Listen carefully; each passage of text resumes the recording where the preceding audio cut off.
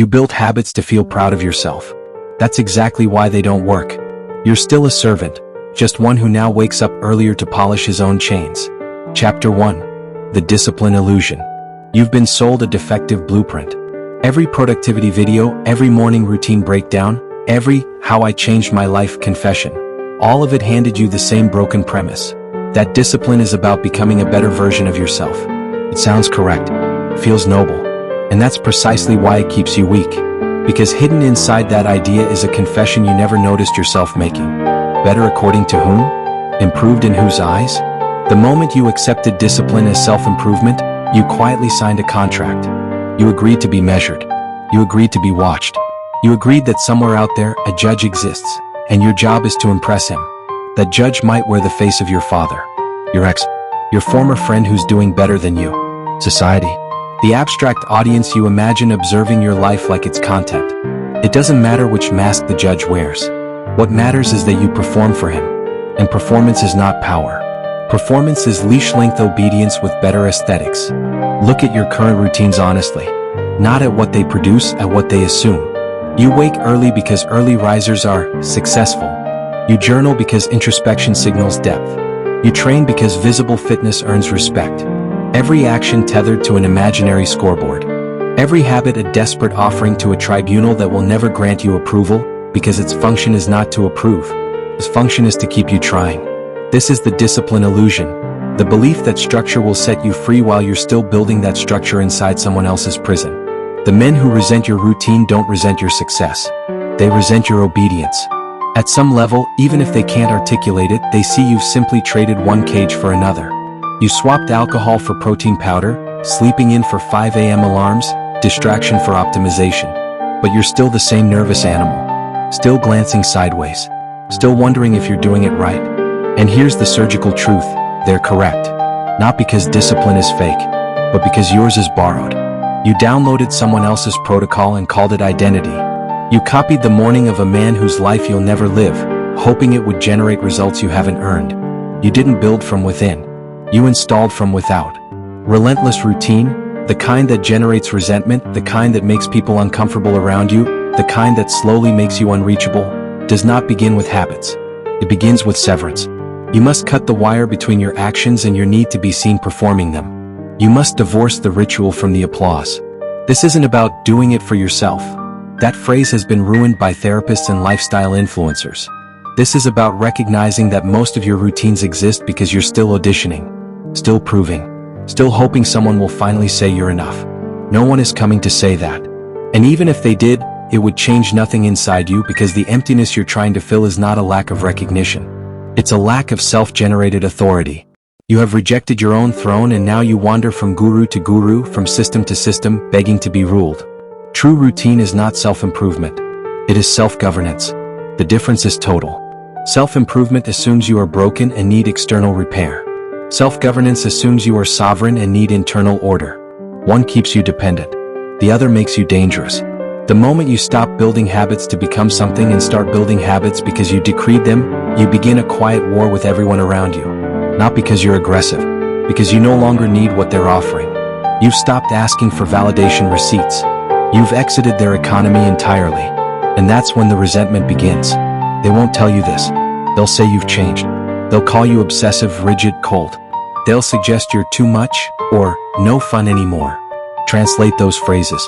What they're really saying is, you stopped participating in the mutual reassurance ritual. You stopped needing us to feel okay. And that makes us feel less necessary, less valuable, less safe. Your discipline became confrontational not because you attacked anyone, but because you stopped kneeling. This is the frame shift required before anything else in this video will make sense. You must see routine not as a tool for betterment, but as a declaration of defection. A slow, daily withdrawal from the herd economy. A bureaucratic resignation letter from the kingdom of external approval. Every chapter that follows assumes you've accepted this lens. If you haven't, nothing else will land. You'll reduce the strategies to tips.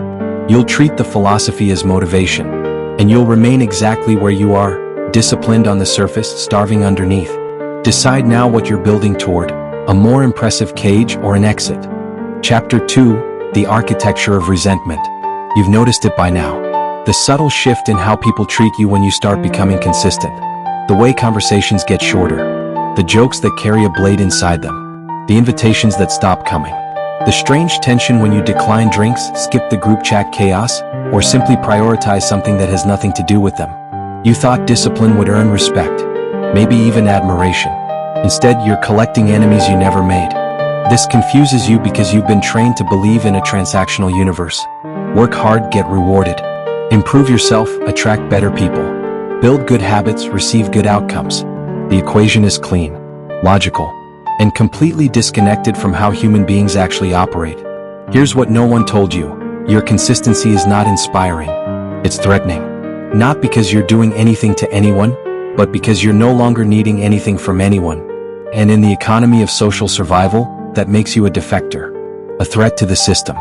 Understand what holds most social groups together. It's not love. It's not loyalty. It's mutual dependency dressed in friendly language. People stay connected because they need witnesses to their suffering, validators for their choices, companions for their stagnation. The group exists to make standing still feel acceptable. When you build routine, real routine, you start exiting this arrangement. Slowly, quietly. But exit is exit. And the collective feels it before you even announce anything. They sense you no longer need the Friday night blowout to feel alive. They sense you've stopped asking for opinions before making decisions. They sense your mornings belong to something they're not invited into. They sense you've begun building a private structure that doesn't include them in its blueprints. This is not rejection, but it is experienced as rejection. Because to those still trapped in the need economy, your sufficiency reads as superiority. Your independence reads as judgment. Your silence reads as condemnation. You didn't say they were weak. You didn't have to. Your alarm clock says it for you. This is the architecture of resentment. It's not built from your actions. It's built from their interpretations of your actions filtered through their own insecurity. And there is nothing you can do to stop it, because the resentment is not about you. It's about what you represent. You represent the path they didn't take, the discipline they negotiated away, the life they told themselves wasn't realistic. Every time they see you moving in silence, building without permission, improving without complaint, you become a living accusation. Not because you're accusing anyone, but because your existence reopens the case they thought they'd closed. And no one forgives the man who makes them re-examine the lies they've settled into. Now here's where most men make a critical mistake. They sense this resentment building and they try to soften themselves. They downplay their progress. They sabotage their routines to stay relatable. They re-enter the group by lowering their standards, dimming their edges, performing humility they don't actually feel. This is suicide dressed as social intelligence. The resentment does not decrease when you shrink. It simply finds new justification. Now they resent you for being fake, for pretending, for acting like you're not doing what you're clearly doing. You've gained nothing. You've simply given them more ammunition while losing your own structure. There is no version of relentless discipline that keeps everyone comfortable. The discomfort is built into the design. Routine is territorial. It draws borders. It says this time is mine, this energy is allocated, this priority outranks your preferences. And borders are inherently offensive to those who benefit from your borderlessness. Before you had structure, you were available, interruptible, accessible. You could be pulled into chaos at any moment because you had no standing orders, no internal command structure, no protected zones. That availability felt like friendship, but it was actually just a lack of sovereignty. Now that you've begun building, you're no longer a territory without walls. You're no longer a resource to be extracted from at will. And this changes your role in every relationship you have, whether you wanted it to or not. Some relationships will survive this. A small number. The ones built on genuine respect rather than mutual anesthesia. But most won't, because most were never relationships at all. They were arrangements of convenience, cohabitations of weakness, alliances against growth. Do not mourn them. Study them. Watch how quickly support turns to sabotage when you stop needing support. Watch how friends become critics the moment you stop asking for their input. Watch how family discovers new concerns about your balance only after you've stopped being imbalanced in their favor. This is the filtration mechanism you never knew you needed. Relentless routine doesn't just change your habits. It audits your entire social environment. It applies pressure to every bond you've formed and exposes which ones require your weakness to function. Let them be exposed. Let the architecture of resentment rise around you like scaffolding you didn't ask for but can use. Because every person who pulls away reveals a connection that was never structural. Every cold shoulder confirms a relationship that required your chaos to feel close. And in that revelation is freedom. Not comfortable freedom. Cold freedom. The kind that arrives after you stop pretending the group was ever going to save you. The kind that costs you company but returns something more rare. The right to build without negotiation, without permission, without apology. They will resent your mornings. Let them. Those mornings are no longer theirs to schedule. Chapter 3, The Three Pretenders. You believe you're disciplined. You have the habits, the schedule, the optimized stack of rituals you protect like sacred ground. But discipline has imposters. And most men practicing routine are not building power, they're hiding from themselves behind the appearance of structure. There are three masks. Three archetypes of false discipline that infect men who think they've escaped mediocrity. You're wearing one of them, possibly two. And until you identify which one, your routine remains a costume, not a command center. The performer. This man builds routine for witnesses. His discipline exists to be seen, documented, posted. The 5 a.m. alarm means nothing unless someone knows about it. The gym session is incomplete without evidence. His habits are content. His structure is theater. He tells himself he's sharing value, inspiring others, building accountability. But underneath he's begging. Every post is a question dressed as a statement. Am I impressive yet? Do you respect me now? The performer hasn't escaped external validation. He's optimized for it. His entire architecture collapses without an audience. Remove the witnesses and the routine dies within weeks. Because it was never about becoming. It was about being perceived as becoming. The Punisher. This man uses discipline as a weapon, against himself. His routine isn't strategic. It's penance. He builds structure not from sovereignty but from shame. Every early morning is an apology for past failures. Every brutal workout is self-flagellation disguised as growth. He mistakes suffering for progress. He believes pain purifies. So he designs routines specifically to hurt, specifically to deprive, specifically to punish the version of himself he despises. But punishment is not construction. It's destruction with a schedule. The Punisher isn't building an empire. He's serving a sentence. And sentences end. When the pain stops feeling redemptive, he'll abandon everything, because the routine was never about moving forward. It was about paying backward. The Pleaser. This man builds discipline to earn love. His structure exists to make him worthy of relationships, of respect, of some future version of acceptance he's been chasing since childhood. He wakes early so someone will finally be proud of him. He stays consistent so he can become the man someone else might want. His entire routine is an offering, a transaction, a resume submitted to people who never asked for it. The Pleaser is the most dangerous pretender because his cage looks the most like freedom. He's productive, reliable, improving, but he's not building for himself. He's building for an imaginary tribunal that he hopes will one day grant him permission to stop. Identify your mask. Maybe you rotate between them. Maybe one dominates. It doesn't matter. What matters is seeing the infection clearly. These three pretenders share one fatal flaw. Their routines are reactions. Reactions to shame. Reactions to rejection. Reactions to invisibility. They build from deficiency, which means every structure they create carries the original wound inside it. Relentless routine, the kind that generates resentment, the kind that separates you from the herd, is not reactive. It is generative. It comes from authority, not apology. It expands from sovereignty, not starvation. The performer needs to be seen. Kill him by building in silence. The Punisher needs to suffer. Kill him by building from strategy, not shame. The Pleaser needs to be chosen. Kill him by becoming unchosen and unconcerned. What remains after these deaths is not a new mask. It's the raw infrastructure of a man who builds because he declared it, not because he's desperate to be saved. Chapter 4. Why they hate your mornings. You think the resentment is personal. It's not. The hatred you're beginning to feel from those around you, the passive comments, the subtle exclusions, the quiet hostility, has nothing to do with you specifically. It's older than you, deeper than any single relationship. It's wired into the species. To understand why your routine generates enemies, you must understand what you're violating at a biological level. Humans evolved in tribes. Survival was collective. The individual who separated, who needed less from the group, who operated on private logic, that individual was a threat. Not because he was dangerous, because he was uncontrollable. He couldn't be predicted, couldn't be leveraged, couldn't be kept in line through the usual mechanisms of guilt, obligation, and mutual need. The tribe had one tool against such men: punishment through exclusion, mockery, suspicion, social death. This is not ancient history. This is Tuesday. When you build relentless routine, you are announcing, wordlessly, that you no longer require the group's rhythm to function.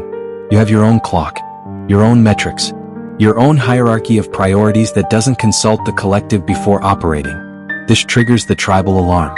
Not consciously. No one sits down and decides to resent you. But the machinery activates anyway. The same machinery that kept bands of early humans cohesive now targets you for discipline. They won't call it resentment. They'll call it concern. They'll say you're becoming obsessive. They'll suggest you've lost balance. They'll perform worry while executing punishment. Translate the language. You've changed means you've exited our control. You're too focused means you no longer need our input. I miss the old you means the old you was easier to keep stuck. History confirms this pattern ruthlessly. Every man who built something singular faced the same resistance. Not from enemies, from friends. From family. From the inner circle that felt betrayed by his independence. The Romans had a term, invidia. Envy so deep it sought destruction, not imitation. They understood that excellence triggers hatred in those who've abandoned their own potential. You are not experiencing a relationship problem. You are experiencing a species-level immune response. The collective feels you pulling away and it activates countermeasures. The goal is not to harm you, it's to reintegrate you. To pull you back into the mediocrity that keeps the group stable. The resentment is a retrieval mechanism. Understand it as such. This is why appeasement fails. You cannot reassure people out of their biological response. You cannot explain your routine in ways that neutralize the threat they feel. Every explanation sounds like justification. Every justification sounds like superiority. You're trapped in a frame where your defense becomes evidence against you. So stop defending. The men who built empires, wrote works that outlasted civilizations, forged legacies that still echo. None of them did so with communal permission. They accepted the retrieval attempts, the sabotage, the exile. They treated social punishment not as feedback to integrate but as confirmation of trajectory. If no one resents your mornings aren't dangerous enough. If everyone supports your discipline hasn't cost you access to the herd yet. If you still feel welcomed everywhere, you haven't built walls worth respecting. This is not a call to manufacture conflict. It's a recalibration of what resistance means. The resentment is not a signal to slow down. It's a signal that you've begun moving at a speed the group cannot match and cannot forgive. They hate your mornings because your mornings are evidence. Evidence that escape is possible. Evidence that their excuses are optional. Evidence that the life they've settled for was a choice, not a sentence. You became the mirror they never asked for. And no one thanks the mirror for showing what they've refused to see. Chapter 5, Engineering the Ruthless Structure. Enough diagnosis. Now we build. But understand, what follows is not productivity advice. This is not about optimizing your morning or stacking habits for efficiency. Those frameworks assume you're trying to become a better employee of your own life. A more obedient servant to goals that still answer to external expectations. We're building something different. A structure designed for inaccessibility. A routine that functions as a perimeter. Not to make you successful, to make you unreachable. The first principle is non-negotiation. Most men build routines with flexibility in mind. They leave room for exceptions, for social obligations, for the unexpected needs of others. This is architectural weakness disguised as maturity. Your routine must become constitutional, not a preference, a law. When someone requests your time during protected hours, the answer is not, let me check. The answer is no, not rude, not explained, simply unavailable. The way a president is unavailable. The way a surgeon mid-operation is unavailable. You are not obligated to justify your unavailability. Justification is negotiation. Negotiation is weakness.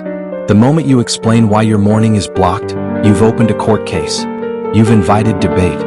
You've suggested that with sufficient argument, your walls can be moved. They cannot. That's the point. That's what makes them walls. The second principle is energy accounting. Time management is for amateurs. You don't have a time problem. You have an energy problem. Most men schedule hours without understanding that not all hours carry equal capacity. They place high cognition tasks in low energy windows and wonder why discipline feels like war. Map your energy architecture. Identify when you operate at neurological peak, usually early before the world contaminates your bandwidth. Protect those windows ruthlessly. Place your most sovereign work there, The building that answers to no one, the creation that exists only because you decreed it. Everything else, emails, calls, obligations, gets the scraps. The declining hours. The bandwidth you'd otherwise waste on distraction. Let the world have your low-capacity time. It doesn't deserve more. The third principle is environmental hostility. Your environment is not neutral. It is an active participant in your success or failure. Most men try to build discipline inside spaces that are designed for comfort, distraction, and consumption. This is building a fortress in enemy territory and expecting it to hold. Redesign your environment to punish weakness. Remove what tempts. Eliminate friction toward action and increase friction toward escape. Your phone charges in another room. Your workspace contains only tools of production. Your home becomes a facility, not a resort. This is not about willpower. Willpower is a depleting resource that losers rely on. Systems remove the need for willpower. The goal is engineering an environment where discipline is the path of least resistance, where breaking routine requires more effort than maintaining it. The fourth principle is identity stacking. Do not build routine around goals. Goals are external. Goals complete and leave emptiness. Build routine around identity. Not, I want to write a book, but I am a man who writes daily. Not, I want to get strong, but I am a man who trains without exception. The shift is total. Goals require motivation. Identity requires only consistency with self-concept. When the routine becomes who you are rather than what you're trying to achieve, discipline stops being effort. It becomes self-defense. Breaking routine becomes self-betrayal. And no man sustainable breaks himself on purpose. The fifth principle is strategic opacity. Stop announcing your routine. Stop sharing your systems. Stop explaining your structure to those who haven't earned the blueprint. Every time you reveal your process, you invite commentary, input, concern. You create openings for influence you didn't request. The most powerful routines are invisible from the outside. Others see only the results, never the machinery, never the mornings, never the protected hours that built what they now admire. Let them wonder. Let them assume talent, luck, genetics. The truth, that you've engineered an unreachable structure, is not for public consumption. Your opacity is not arrogance. It's operational security. The less they understand about how you function, the less they can target, disrupt, or dismantle. Build in silence. Execute without witnesses. Let your results announce what your mouth never will. These 5 principles form the architecture of ruthless structure. Non-negotiation. Energy accounting. Environmental hostility. Identity stacking. Strategic opacity. Separately they optimize. Together they fortify. You're not building a routine anymore. You're building a compound.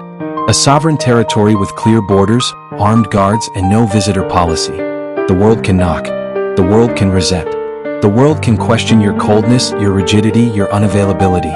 You will not hear them. You'll be too busy building what they'll never have access to. Chapter 6, Kill the Man Who Needed Witnesses. Everything before this was preparation, strategy, architecture. Now comes the execution that matters most, and it's not external. It's not about habits or schedules or environmental design. It's about murder. Plain, necessary, final. The man you've been must die, not evolve, not improve, not gradually shift into something better. Die. Because the man you've been carries a fatal infection that no routine can cure. He needs witnesses. He needs accountability partners. He needs someone watching to stay consistent. That man is a liability wearing your face. Understand what the need for witnesses actually reveals. It announces that your own authority is insufficient, that your word to yourself carries no weight, that promises made in private hold no binding power unless external eyes enforce them.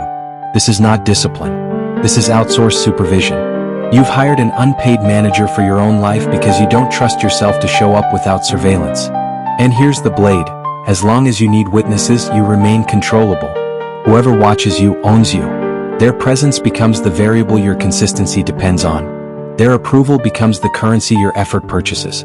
Remove them and your entire structure collapses, because it was never yours. The man who builds in silence, executes without announcement, and holds himself accountable to standards no one else can see, that man is ungovernable. Not because he's stronger, because his power source is internal. There's nothing to unplug, nothing to threaten, nothing to leverage. Kill the accountability addict. He's comfortable. He feels responsible. He thinks he's being smart by recruiting support. But he's building dependency and calling it strategy. Every check-in is a confession of weakness. Every shared goal is a distributed responsibility. Every public commitment is an admission that private commitment means nothing. Go silent. Tell no one your next move. Document nothing for external consumption. Let weeks pass where your closest contacts have no idea what you're building, what you've eliminated, what you've become. This silence will feel like death, because it is. The performer in you will scream for recognition. The child who needed gold stars will panic without feedback. The social animal will interpret isolation as punishment rather than liberation. Let him scream. Let him panic. Let him misinterpret. He was never going to take you where you need to go. Now, the replacement. In place of the witness-dependent man, install the sovereign operator. This is not a persona. This is an architecture of self. The sovereign operator has 3 characteristics. First, internal metrics only. He does not measure himself against others. He does not track progress by social comparison. He has a private scorecard that no one will ever see, and that scorecard is the only court whose verdict matters. When he fails privately and corrects without confession. When he succeeds privately and continues without celebration. Second, promises as blood oaths. When he commits to himself, the commitment is treated as sacred contract. Not because someone's watching. Not because consequences are external. But because breaking his own word is the highest form of self-disrespect. And self-disrespect compounds into self-destruction. His word to himself outweighs his word to others. This is not selfishness. This is hierarchy. A man who cannot keep promises to himself will eventually betray everyone. Third, action as identity. The sovereign operator does not wait to feel motivated. He does not require inspiration. He acts because action is who he is. The gap between decision and execution approaches 0. He decides, he moves. No ritual. No preparation. No negotiation with internal resistance. The man who deliberates is still asking permission. The sovereign operator stopped asking years ago. This identity cannot be installed in a day, but it can be installed starting today. Every time you catch yourself seeking external validation, stop. Redirect. Complete the task in silence. Every time you feel the urge to announce progress, swallow it. Let the progress announce itself through results others can't ignore. Every time you want an accountability partner, become your own. Sit with the discomfort of being your only witness. Let that discomfort forge something the crowd will never build. The man who needed witnesses was a phase, a developmental stage you've now outgrown. Thank him for his service. He kept you alive long enough to reach this threshold. Now bury him. What rises in his place answers to no one, needs no one, and builds what no one can take, because no one knew it was being built. Chapter 7, The Final Selection. This is where most leave. Not because they disagree. Not because they lack understanding. But because understanding costs nothing, and what comes next costs everything. You've received the framework, the architecture, the principles. You've watched the masks get named, the resentment explained, the false discipline exposed. You've been handed a blueprint for sovereignty that most men will never encounter. And now you stand at the fork. One path leads back. Back to comfortable routines that impress others. Back to accountability groups that distribute responsibility until no one owns anything. Back to the warm mediocrity of being liked, included, supported by people who need your weakness to feel okay about theirs. That path is well lit, crowded, safe. The other path has no lighting, no crowd, no safety. It asks you to build without witnesses, to harden without applause, to become someone your current circle won't recognize and won't forgive. This is not metaphor. This is selection. The universe does not distribute power equally. It distributes power to those who pay prices others refuse. And the price of sovereignty is isolation. Not permanent, not total, but real. The isolation of early mornings no one sees. The isolation of standards no one shares. The isolation of building something that won't make sense to anyone until it's finished, if it ever makes sense to them at all. Most men are not built for this. Not because they lack capacity, because they lack willingness. They've been trained to need consensus before action, to seek permission before deviation, to require support before risk. That training served them in childhood. It kept them safe in systems designed to produce employees, consumers, compliant participants. But that training is now the ceiling, the invisible barrier between where they are and where power actually lives. You are reading this because something in you suspects the training was a trap. Something in you rejected the script before you could articulate why.